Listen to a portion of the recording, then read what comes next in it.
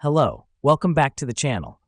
Today, we're diving straight into how to conduct status reporting with Zoho Project, your ultimate guide for 2025. Our first step is to log into your Zoho Project account. Make sure you're on the dashboard page.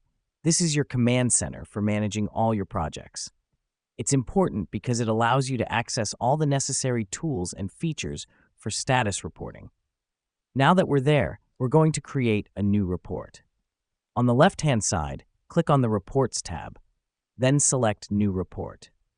We're doing this because a new report allows you to track the progress of your project from scratch, which can be particularly helpful if you've recently started a new project or made significant changes to an existing one. Next up, you'll need to fill in the report details.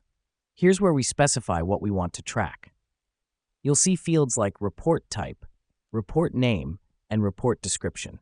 The reason we do this is to give your report a unique identifier and to specify the type of data you want to track. This helps us because it customizes the report to match your project's unique needs.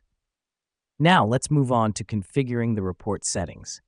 This is done by selecting specific parameters under the Settings tab. You can choose to track tasks by status, priority, or owner, among other options. This is important because it allows you to focus on the elements that are most critical for your project's success. Once we've done that, click on Save and Run. Your report will be generated and displayed. This is where the magic happens. You'll see a visual representation of your project's status, which can help you understand where you're at and what needs attention. But let me explain why this matters.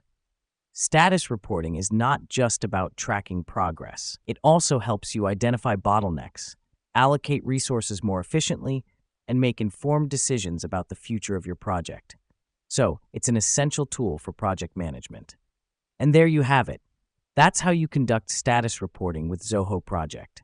Remember, the key is to customize your report to your project's needs and to make adjustments as those needs change. Until next time, happy project managing.